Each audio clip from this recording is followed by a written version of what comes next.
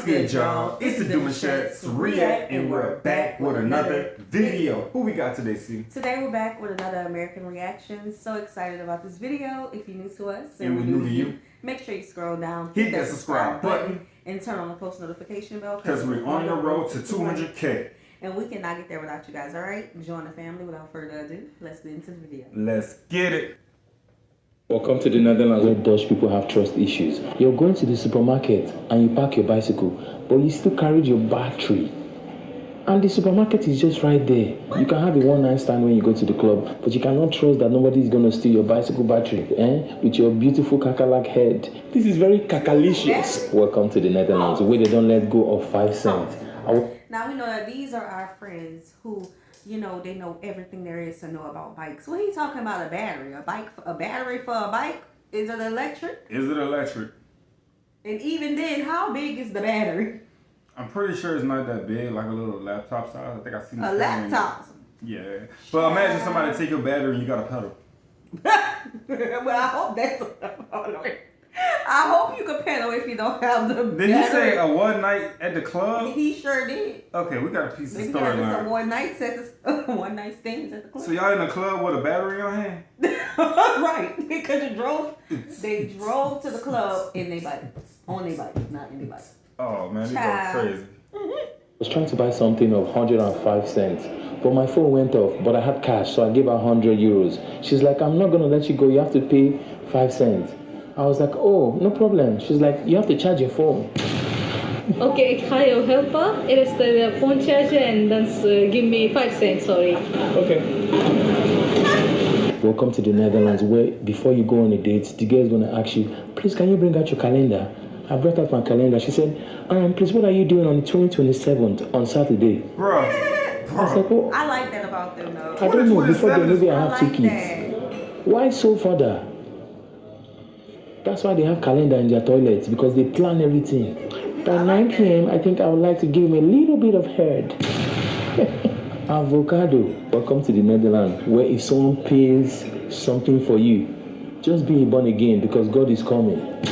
I was so surprised. I was like, I should do that.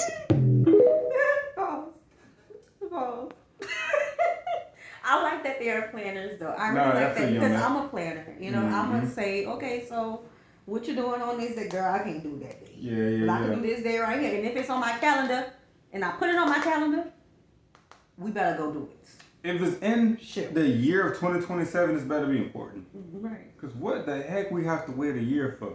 To see each other again. They got things to do. Your calendar that backed up? It is. That you got me on your list in 2027? Mm-hmm. I take it. I will be patient. Important if you're on the calendar. I'll take it. And that's photo, but I'll take it. 3 things that I still think are weird as an American. Being in the Netherlands. We always have bread in the freezer all the time. Bread in the freezer? Slap a piece of cheese in the middle of it. Nothing wrong with that. Number 2, let's air out the house when it's -5 degrees Celsius outside. Every morning. Cracking the window? Yeah, okay. Nothing wrong with that. No. Last thing. Hey babe, how are you? Good. How was your day? Good. Then I'll ask you. Okay, you guys don't like small talk. That was cool. Hey everyone, my name is Ava. I'm an American that studied in Europe for the past 2 years. And here are the 3 biggest culture shocks I've noticed as Americans studying in the Netherlands. Okay, first things first is I would say the bluntness. So I feel like Dutch people especially don't really sugarcoat anything. Like if they think your outfit's ugly, they'll probably just like tell you. And while it sounds really harsh at first, I honestly feel like I picked it up a little bit. Because in Dutch culture, it's almost like more rude to be fake and not say your true opinion. And I feel like respectfully, Americans are very fake. Or not necessarily fake, but you would always beat around the bush and sugarcoat things like, oh, that's so, yeah, it's cute. No, you're fucking lying. But Dutch people just say how they feel. And honestly, I feel like I adapted this a little bit because I feel like I started saying how I feel maybe a little bit too much. Because now my friends now will tell me I'm too harsh and I'm not saying things nicely. When I'm just stating the facts, but maybe I stated it a little bit too harsh. Okay, the next thing I would say is just like an overall cultural thing. I feel like people don't rush into things as much over there.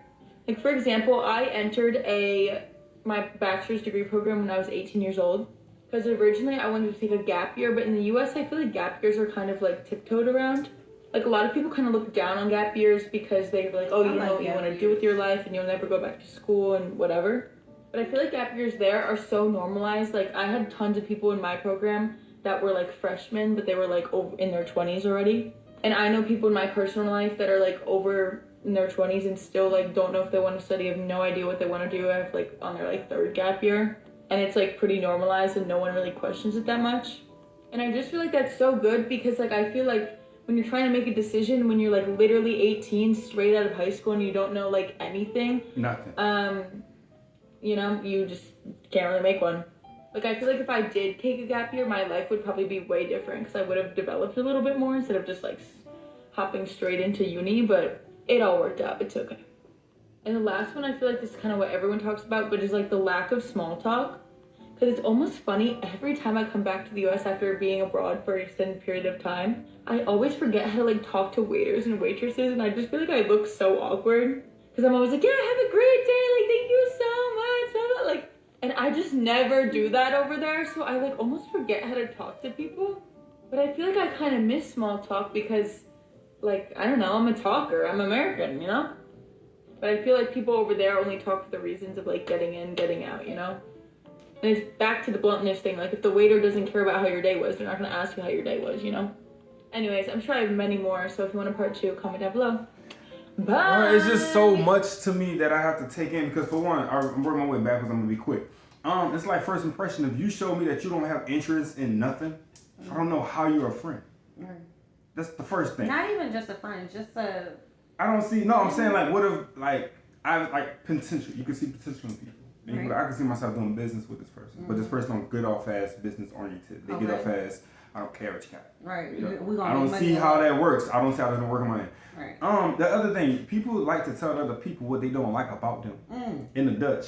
I'm cool with that for your perspective. I could get it, but for me, if I like these shoes and you come up to me and tell me they're ugly, I don't want to have a conversation no more further.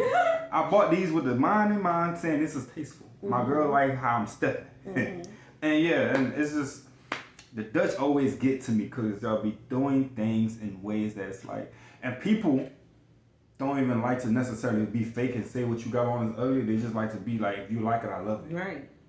Float your boat. If you like it, I love it. Now let's go to the mall. And if they start teasing you at the mall, then obviously it's a red flag. But yeah, I like the gap years though. Yeah, that's hard. Gap years are good. Here are 3 things I did not expect as an American studying full-time in the Netherlands. Okay, first up is how difficult the classes are. Back in the US, I was basically in all AP honors classes and didn't really study. And moving to the Netherlands, it was definitely a big wake-up call after I failed my first exam and didn't study. And I was like, wait, what? We have to study? And now I feel like I studied my little butt off just to barely pass. At one point, change everything.